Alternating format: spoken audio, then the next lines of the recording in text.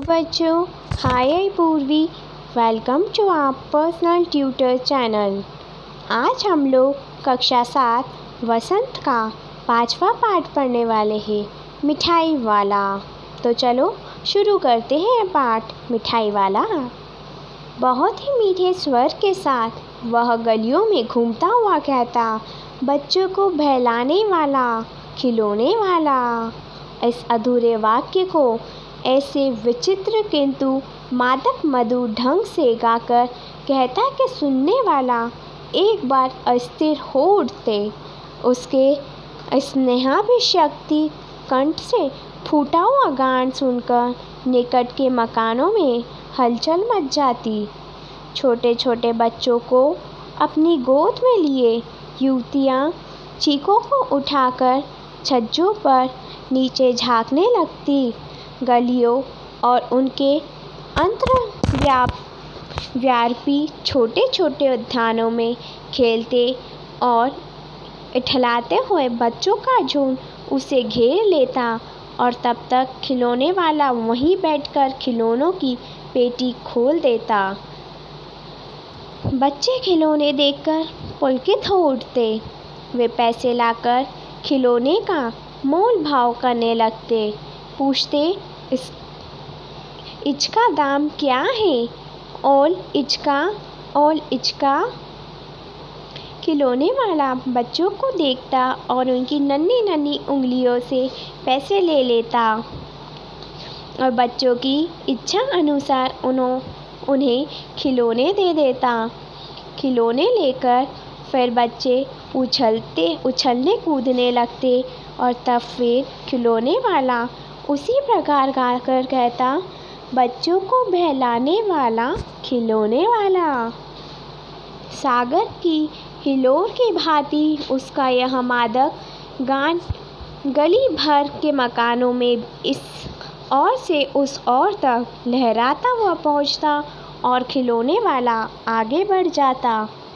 राज विजय बहादुर के बच्चे भी एक दिन खिलौने लेकर घर आए। वे 2 बच्चे थे, चुन्नू और मुन्नू। चुन्नू जब खिलौने ले आया तो मेला घोला केचा छुंदल है। मुन्नू बोला, ओल देखो, मेला केचा छुंदल है। दोनों अपनी हाथी घोड़े लेकर घर भर में उछलने लगे। इन बच्चों की माँ रोहिणी कुछ देर तक खड़े खड़े उनका खेल निहारती रही। अंत में दोनों बच्चों को बुलाकर उसने पूछा, अरे ओ चुन्नू मुन्नू, ये खिलौने तुमने कितने में लिए हैं? मुन्नू बोला, 2 पैसे में खिलौने वाला दे गया है। रोहिणी सोचने लगी, इतने सस्ते कैसे दे गया है? यह तो वही जाने, लेकिन दे तो गया है, इतना तो निश्चय है। एक जरा सी बात ठहरी। रोहिणी अपने काम में लग गई। फिर कभी उसे इस पर विचार करने की आवश्यकता भी भला क्यों पड़ती।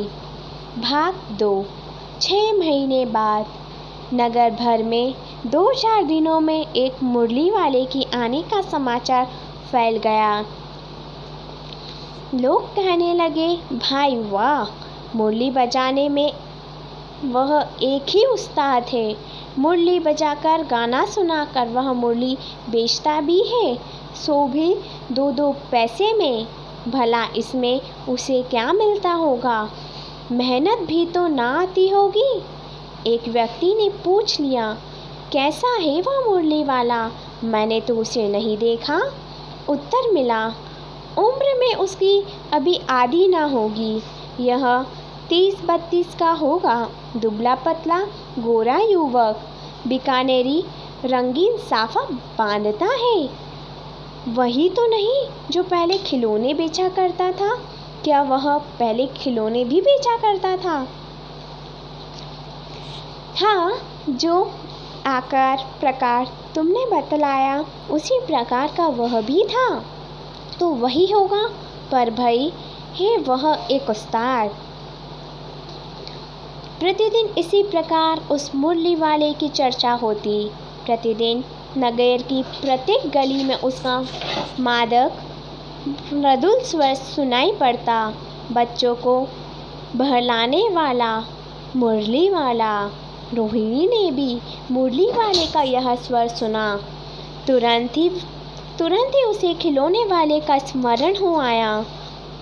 उसने मन ही मन कहा, खिलौने वाला भी इसी तरह गा गा कर खिलौने बेचा करता था। रोहिणी उठकर अपने पति विजय बाबू के पास गई। जरा उस मुरली वाले को बुलाओ तो चुन्नू मुन्नू के लिए ले लूँ। क्या पता यह फिर इधर आए ना आए। वे भी जान पड़ता है पार्क में खेलने निकल गए हैं। विजय बाबू एक समाचार पत्र पढ़ रहे थे। उसी तरह उसे लिए हुए वे दरवाजे पर आकर मुरली वाले से बोले, क्यों भाई, किस तरह देते हो मुरली? किस तरह किसी की टोपी गली में गिर पड़ी, किसी का जूता पार्क में ही छूट गया और किसी की सोथनी पजामा ही ढीली होकर लटक आई है। इसी तरह दौड़ते हाँफते हुए बच्चों का झुंड आ पहुँचा। एक स्वर में सब बोल उठे, अब भी लंदे मुरली और वो लंदे मुरली। मुरली वाला हर्ष गदगद हो उठा। बोला, सबको देंगे भैया, लेकिन जरा रुको, ठहरो, एक एक को देने दो। अभी इतनी जल्दी हम कहीं लौट थोड़ी जाएंगे। बेचने तो आ ही है, और है भी इस समय मेरे पास 1 2 नहीं, पूरी 57। हाँ बाबूजी, क्या पूछा था आपने? कितने में दी तो वैसे 3 पैसे के हिसाब से है, पर आपको 2 पैसे में ही दे दूँगा। विजय बाबू भीतर बाहर दोनों रूपों से मुस्कुरा दिए। मन ही मन कहने लगे, कैसा है, देता तो सबको इसी भाव से है, इस पर मुझ पर उल्टा एहसान लाद रहा है। फिर बोले, तुम लोगों कि झूठ बोलने की आदत होती है। देते होंगे सभी को 2 पैसे में, पर एहसान का बोझ मेरे ही ऊपर लाद रहे हो। मुरली वाला एकदम अप्रतिभ हो उठा। बोला, आपको क्या पता बाबूजी कि इनकी असली लागत क्या है? यह तो ग्राहक का दस्तूर होता है कि दुकानदार चाहे हानि उठाकर चीज़ क्यों ना बेचे, पर ग्राहक यही समझते हैं कि दुकानदार मुझे लूट रहा है। आप भले काहे को विश्वास करेंगे, लेकिन सच पूछिए तो बाबूजी, असली दाम 2 ही पैसे है। आप कहीं से 2 पैसे में ये मुरली नहीं पा सकते। मैंने तो पूरी 1000 बनवाई थी, तब मुझे इस भाव में पड़ी है। विजय बाबू बोले, अच्छा, मुझे ज़्यादा वक्त नहीं, जल्दी से 2 ठोर निकाल दो। 2 मुरलियाँ लेकर विजय बाबू पर मकान के भीतर पहुँच गए। मुरली वाला देर तक उन बच्चों के झुंड से मुरलियाँ बेचता रहा।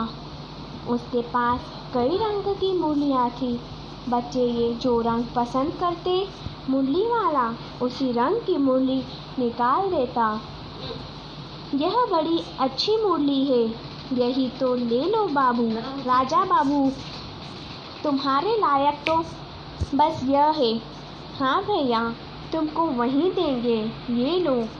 तुमको वैसी ना चाहिए, यह नारंगी रंग की अच्छी वही लो। अच्छा, वही लो। ले आए पैसे। अच्छा, ये लो, तुम्हारे लिए मैंने पहले ही से यहाँ निकाल रखी थी। तुमको पैसे नहीं मिले? तुमने अम्मा से ठीक तरह मांगे ना होंगे। धोती पकड़कर पैरों में लिपटकर अम्मा से पैसे मांगे जाते हैं। बापू, हाँ फिर जाओ, अब की बार मिल जाएंगे। दुआनी है तो क्या हुआ, ये लो पैसे वापस लो। ठीक हो गया ना साहब, मिल गए पैसे। देखो, मैंने तरकीब बताई। अच्छा, अब तो किसी को नहीं लेना है, सब ले चुके। तुम्हारी माँ के पास पैसे नहीं हैं। अच्छा, तुम भी यह लो। अच्छा, तो अब मैं चलता हूँ। इस तरह मुरली वाला फिर आगे बढ़ गया। तीसरा पाठ। आज अपने मकान में बैठी हुई रोहिणी मुरली वाले की सारी बातें सुनती रही।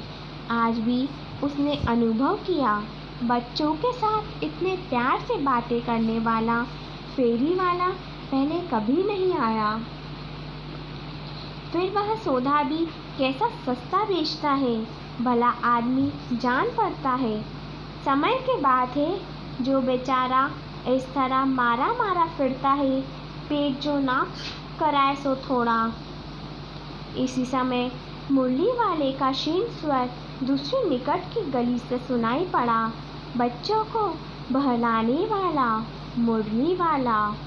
रोहिणी से सुनकर मन ही मन कहने लगी, और स्वर कैसा मीठा है इसका। बहुत दिनों तक रोहिणी को मुरली वाले का वह मीठा स्वर और उसकी बच्चों के प्रति वैसे बातें याद आती रही। महीने से महीने आए और चले गए, फिर मुरली वाला ना आया। धीरे धीरे उसकी स्मृति भी क्षीण हो गई। 8 मास बाद सर्दी के दिन थे।